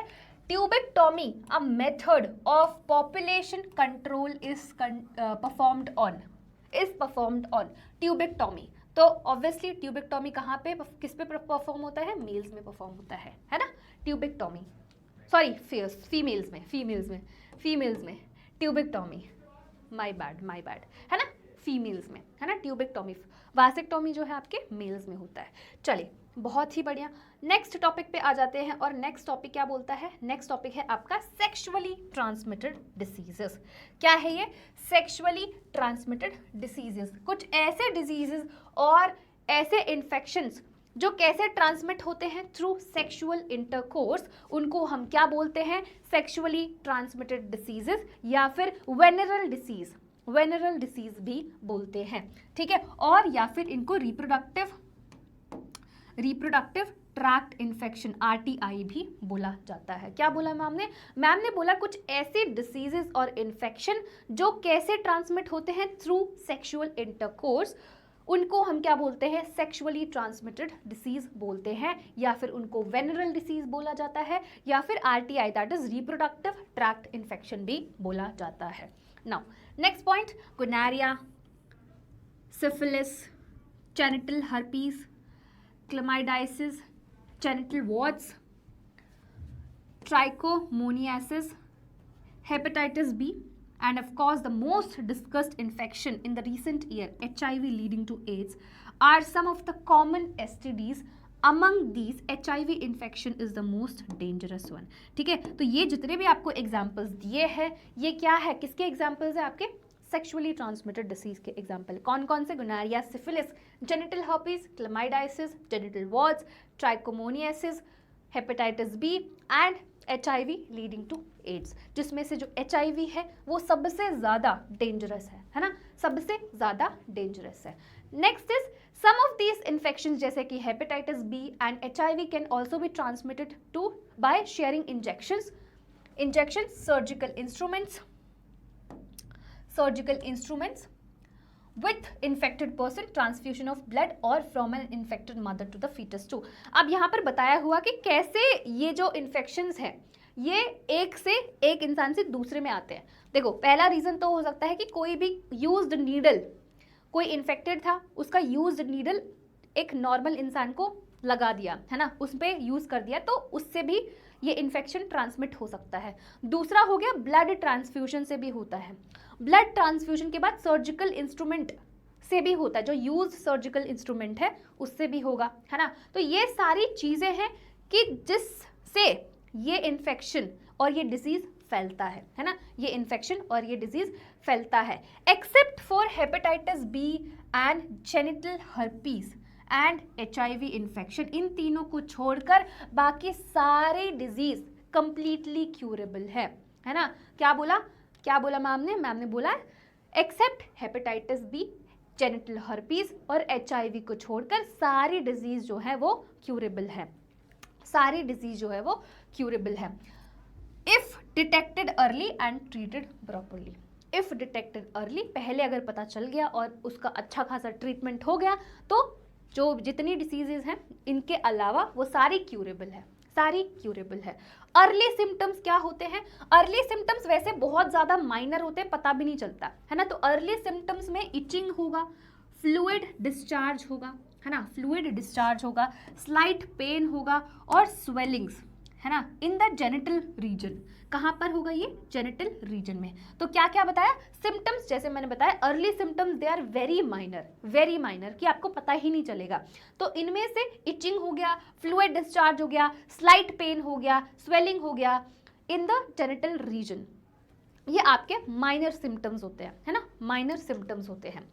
Now infected females may often be asymptomatic and hence may remain undetected for long, क्योंकि बहुत ज़्यादा माइनर सिम्टम्स होते हैं तो पता ही नहीं चलता, है ना, तो आप उसका डिटेक्शन ही नहीं हो पाता।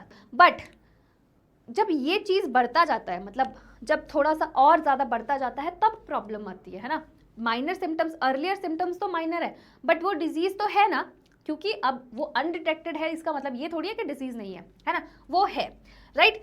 This could lead to complications later which include pelvic inflammatory diseases, abortions, stillbirths, ectopic pregnancy. Ectopic pregnancies का मतलब होता है अगर इम्प्लांटेशन यूट्रस में नहीं हो रहा है, कहीं और हो रहा है ना, उसको हम बोलते हैं एक्टोपिक प्रेगनेंसी। इनफर्टिलिटी और even the cancer of the reproductive tract, STDs are a major threat to a healthy society, है ना। ये क्या है? एक बहुत ज़्यादा मेजर थ्रेट है आपकी हेल्दी सोसाइटी के लिए।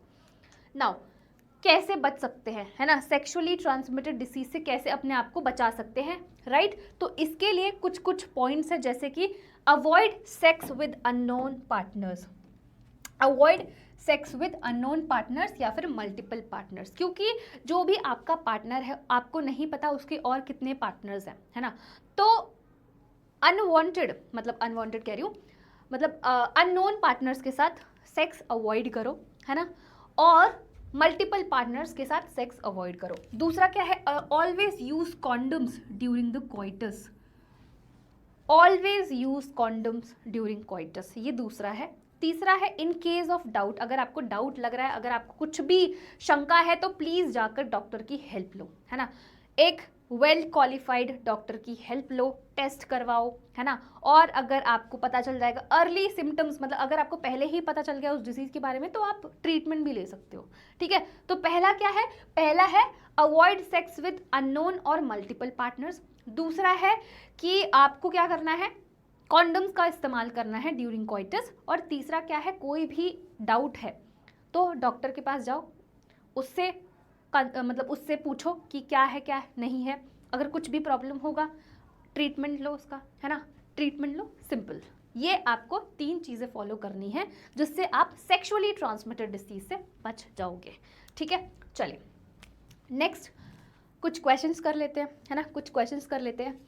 नेक्स्ट क्या है, the age group of dash years is quite vulnerable to STDs. ये आपको, आपके लिए क्वेश्चन है, ये आपको कमेंट सेक्शन में लिखना है, ये आपको कमेंट सेक्शन में लिखना है ये आंसर, ठीक है, ये आपको कमेंट सेक्शन में लिखना है।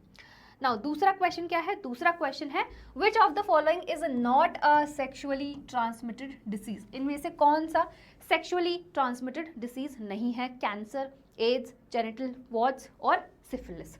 तो correct answer is a, cancer जो है आपका एसटीडी नहीं है, राइट। चलिए बहुत ही बढ़िया। अब हमारा आता है आखिरी टॉपिक जो है इनफर्टिलिटी। क्या है हमारा आखिरी टॉपिक, इनफर्टिलिटी। इनफर्टिलिटी का क्या मतलब है, इनफर्टिलिटी का मतलब है if couples are unable to produce children in spite of unprotected sexual cohabitation up to 2 years, this is called infertility. मतलब जो कपल्स है they are not able to produce children, है ना, they are not able to produce children, sexual intercourse मतलब unprotected sexual intercourse के बाद भी वो 2 सालों तक बच्चा नहीं प्रोड्यूस कर पा रहे हैं, उसको क्या बोलते हैं, इनफर्टिलिटी बोलते हैं, ठीक है, उसको क्या बोलते हैं, इनफर्टिलिटी बोलते हैं। नाउ जो पहला टॉपिक हम लोग डिस्कस करने वाले हैं वो है in vitro fertilisation. In vitro fertilisation जिसको हम लोग टेस्ट ट्यूब बेबी भी बोलते हैं। फर्टिलाइजेशन कहाँ पे हो रही है, फर्टिलाइजेशन हो रही है आपके outside the body of female. वैसे फर्टिलाइजेशन कहाँ पे होती है, inside the body of female ना, यहाँ पर फर्टिलाइजेशन कहाँ करवाया जा रहा है, outside the body of the female in almost similar environment जो आपको बॉडी में, फीमेल की बॉडी में मिल रहा था, ऑलमोस्ट सिमिलर कंडीशंस में यहाँ पर फर्टिलाइजेशन करवाया जाता है। एंड आफ्टर इट एम्ब्रियो, जो एम्ब्रियो बना it is transferred into uterus, या तो यूट्रस में ट्रांसफर कर देते हैं या फिर फेलोपियन ट्यूब में ट्रांसफर कर देते हैं ऑफ सरोगेट मदर और सेम मदर, ठीक है। फिर से बताती हूँ, एक बार फिर से रिपीट कर देती हूँ, क्या है, फर्टिलाइजेशन जो है वो बाहर हो रही फीमेल के बॉडी में, बिल्कुल सिमिलर कंडीशंस दिए जाते हैं जो फीमेल की बॉडी में मिलते हैं, है ना। और जो एम्ब्रियो बना, है ना, जो एम्ब्रियो बना या तो उसको यूट्रस में ट्रांसफर कराएंगे या फिर फेलोपियन में ट्रांसफर करा देंगे, सरोगेट मदर के या फिर सेम मदर के, ठीक है। नेक्स्ट क्या है, नेक्स्ट है sperms and eggs can be made to fertilise in an artificial medium similar to the medium in fallopian tube. और ICSI very very important, ICSI intracytoplasmic sperm injection, ये आपसे board में भी क्वेश्चन पूछा गया है, ठीक है। इंट्रासाइटोप्लाज्मिक स्पर्म इंजेक्शन क्या होता है, इसमें जो स्पर्म है ना, डायरेक्टली स्पर्म को इंजेक्ट कर दिया जाता है ओवम के साइटोप्लाज्म में, ठीक है। क्या बोला मैम ने बोला जो स्पर्म है उसको डायरेक्टली इंजेक्ट कर दिया जाता है ओवम के साइटोप्लाज्म में। So it is a specialised procedure to form an embryo in the laboratory in which a sperm is directly injected into the cytoplasm of ovum. इसको क्या बोलते हैं हम लोग? Intra cytoplasmic sperm injection. ये जो इमेज दिख रही है ये ICSI की है, ठीक है। ये क्या है? ICSI की है। ये देखो, ये क्या है? इंजेक्शन। ये है स्पर्म, ये साइटोप्लाज्म ऑफ ओवम, ठीक है। ये है cytoplasm of ovum. All right, चलिए बहुत ही बढ़िया बात है। नेक्स्ट टॉपिक क्या है? नेक्स्ट टॉपिक है embryo transfer method. Next topic क्या है? Embryo transfer method. अब एम्ब्रियो का ट्रांसफर डिपेंड करता है ना, कि कितने सेल्स है उसके पास। तो यहाँ पर सबसे पहला है ZIFT, that is zygote intrafallopian transfer. अगर जो जाइगोट और you can say embryo, early embryo up to 8 blastomere है ना, जैसे मैंने बताया डिपेंडिंग अपॉन द सेल, उस पर डिपेंड करता है कि इसको कहाँ पे ट्रांसफर कराएंगे, या उसको फेलोपियन, क्या उसको फेलोपियन ट्यूब में ट्रांसफर कराएंगे या फिर यूट्रस में ट्रांसफर कराएंगे। तो किस पे डिपेंड करता है? नंबर ऑफ सेल्स पे डिपेंड करता है। तो यहाँ पर क्या है? पहला है zygote intrafallopian transfer. Zygote fertilisation के बाद जाइगोट या फिर early embryo up to 8 blastomere, उसको कहाँ पे ट्रांसफर कराया जाता है? फेलोपियन ट्यूब में ट्रांसफर करवाया जाता है, सरोगेट मदर के या फिर सेम मदर के, है ना। इसको हम क्या बोलते हैं? Gift, that is zygote intrafallopian transfer. दूसरा क्या है? Intra uterine transfer. यहाँ पर भी एम्ब्रियो का ट्रांसफर कराया जा रहा है, बट एम्ब्रियो जो है मोर देन 8 ब्लास्टोमियर है, more than 8 blastomere, commonly 32 cell stage. इसको कहाँ पर ट्रांसफर कराएंगे? यूट्रस में ट्रांसफर कराएंगे, है ना। कहाँ पर ट्रांसफर कराएंगे? इसको यूट्रस में ट्रांसफर कराएंगे। तो it depends on number of cells, कितने नंबर ऑफ सेल्स प्रेजेंट है, ठीक है। जैसे यहाँ पर 8 ब्लास्टोमियर्स तक था अर्ली एम्ब्रियो, तो उसको फेलोपियन ट्यूब में ट्रांसफर करा दिया था। यहाँ पर जो है, यहाँ पर आपका 32 सेल स्टेज है ना, मोर देन 8 ब्लास्टोमियर है, तो इसको कहाँ पर ट्रांसफर कराया? यूट्रस में ट्रांसफर कराया, ठीक है। ये आपका इंट्रा यूट्राइन ट्रांसफर है। ये क्या है? आपका इंट्रा यूट्राइन ट्रांसफर है। ऑल राइट, चलिए बहुत ही बढ़िया बात है, बहुत ही बढ़िया बात है। नेक्स्ट आ जाते हैं हम लोग इन वीवो फर्टिलाइजेशन पे। किस पे आ जाते हैं हम लोग? इन वीवो फर्टिलाइजेशन पे। अब इन विट्रो में जैसे कि फर्टिलाइजेशन बाहर हो रही थी, फीमेल बॉडी के बाहर हो रही थी, जो इन वीवो है यहाँ पर फर्टिलाइजेशन होगी अंदर, फीमेल के बॉडी के अंदर ही हो रही है ना, फीमेल की बॉडी के अंदर ही हो रही है, आइदर नेचुरली और आर्टिफिशियली। यहाँ पे सबसे पहले आता है आपका गैमीट इंट्राफेलोपियन ट्रांसफर। यहाँ पर क्या कर रहे हैं हम लोग? गैमीट का ट्रांसफर करवा रहे हैं। तो transfer of an ovum, transfer of an ovum collected from the ovary into the fallopian tube of the same female or female who cannot produce one but can provide suitable environment for fertilization. इसको हम क्या बोलते हैं? Gamete intrafallopian transfer. So basically we are transferring gamete into the fallopian tube, है ना। We are transferring gamete into the fallopian tube. Fallopian tube में of course आपका ovum आएगा, है ना, ओवम आएगा। इसको हम क्या बोलते हैं? गिफ्ट बोलते हैं, गिफ्ट, है ना, गिफ्ट।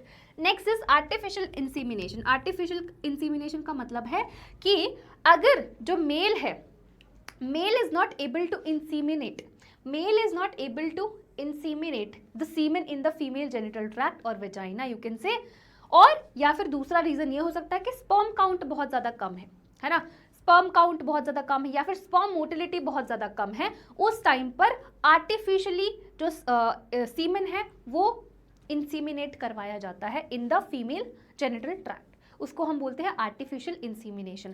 क्या बोला यहाँ पर? यहाँ पे बोला if male is unable to inseminate the semen into the vagina of if there is low sperm count in the semen then the semen is artificially introduce either into the vagina or into the uterus of the female. इसको हम बोलते हैं intra uterine इंसीमिनेशन, ठीक है। इसको क्या बोलते हैं हम लोग? Intra uterine insemination. या तो उसको वेजाइना में करा रहे हैं या फिर उसको यूट्रस में करा रहे हैं, दैट इज इंट्रा यूट्राइन इंसीमिनेशन। ये है आपका लास्ट टॉपिक, ठीक है। ये क्या है? आपका लास्ट टॉपिक है। अब कुछ क्वेश्चंस को देख लेते हैं, क्योंकि अपेक्षा मैम है और क्वेश्चंस नहीं कराए तो कैसे हो सकता है। ऑलराइट, चलिए। In which of the following method zygote up to 32 blastomere is transferred into the uterus? ये आपको मुझे कमेंट सेक्शन में बताना है, ये आपको कमेंट सेक्शन में बताना है आंसर। अभी जस्ट पढ़ाया है, तो आप कमेंट सेक्शन में मुझे इसका आंसर ज़रूर देना, ठीक है। मैं नहीं भी बोलती हूँ तो भी आंसर देते हो, बट देखो कुछ क्वेश्चंस मैं करवाऊंगी, कुछ क्वेश्चंस को आपको आंसर देना पड़ेगा। ऑल राइट, चलिए नेक्स्ट क्वेश्चन पे आते हैं। नेक्स्ट क्वेश्चन क्या बोलता है, if male is important and female is normal then which of the following technique can be used. Male important है, दैट मीन्स कि male is unable to inseminate, है ना, तो इसमें कौन सा टेक्निक इस्तेमाल किया जाता है, and the correct answer is D, artificial insemination, है ना, आर्टिफिशियल इंसीमिनेशन, ये आपका करेक्ट आंसर आ जाएगा। अगेन एज आई प्रॉमिस्ड आपके लिए कुछ क्वेश्चंस हैं, ये आपके होमवर्क क्वेश्चंस है ना, ये आपके होमवर्क क्वेश्चंस है, ये कुछ इंपॉर्टेंट क्वेश्चंस है बोर्ड एग्जाम के लिए, है ना। जैसे आपने बोला था, कुछ बच्चों ने बोला मैम आप ऑब्जेक्टिव क्वेश्चंस करा रहे हो, सब्जेक्टिव क्वेश्चंस का क्या, तो ये आपके लिए कुछ सब्जेक्टिव क्वेश्चंस है। अगेन ये होमवर्क है ना। What is amniocentesis, why is it banned in India, अभी मैंने आपको जस्ट बताया था, है ना। Differentiate between medical termination of pregnancy and contraception, है ना, कॉन्ट्रासेप्शन, इसके बीच में डिफरेंस बताना है। What is infertility, explain any 3 methods assisted reproductive technologies for treating infertility. चौथा क्या है, a doctor suggest a copper T to woman, what is it and how does it function. ठीक है, तो इस तरीके से क्वेश्चंस आपको बोर्ड एग्जाम में पूछे जाते हैं। अगेन इस क्वेश्चन से आपको ये आइडिया लग गया होगा कि क्या टॉपिक इंपॉर्टेंट है ना, और कहाँ से क्वेश्चंस पूछे जाएंगे। अगर आपका टारगेट बोर्ड है तो आपको समझ में आ गया होगा कहाँ से मुझे क्वेश्चंस करने हैं और कहाँ से मुझे अच्छे से उसको पढ़ना है। ठीक है, सो आई होप अभी आपको पूरा चैप्टर बहुत अच्छे से समझ में आ गया होगा। नोट्स कैसे बनाने हैं वो तो मैं आपको ऑलरेडी बता चुकी हूँ। ठीक है, आपको मैं ऑलरेडी बता चुकी हूँ। अगर आपको इस पीडीएफ का लिंक चाहिए, है ना, ये पीडीएफ चाहिए, तो आपको टेलीग्राम चैनल ज्वाइन करना पड़ेगा। टेलीग्राम चैनल का लिंक जो है वो डिस्क्रिप्शन में आपको मिल जाएगा, वहाँ पर ये पीडीएफ मैं अपलोड करवा दूंगी, वहाँ से आप ये पीडीएफ ले लेना। ठीक है, सो आई होप अभी आपको ये चैप्टर बहुत अच्छे से क्लियर हो गया होगा। कुछ बच्चों को ये बहुत बोरिंग सा भी चैप्टर लगता होगा क्योंकि स्टार्टिंग में कुछ है नहीं, मतलब प्रोग्राम्स वगैरह है, बट बीच में जो कॉन्ट्रासेप्टिव मेथड्स एंड ऑल है ये इंपॉर्टेंट है ना।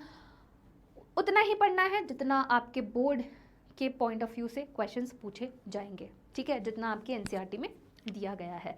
सो आई एम होपिंग आपको बहुत अच्छे से ये चैप्टर समझ में आ गया होगा। जितने भी टॉपिक्स मैंने कराए बहुत अच्छे से क्लियर हो गया होगा, है ना, आपका अच्छे से रिविजन हो गया होगा। So yes, that's all for today's session और टुडेज वीडियो। मिलेंगे नेक्स्ट वीडियो में, तब तक के लिए bye bye, tata, take care and पढ़ाई करते रहो।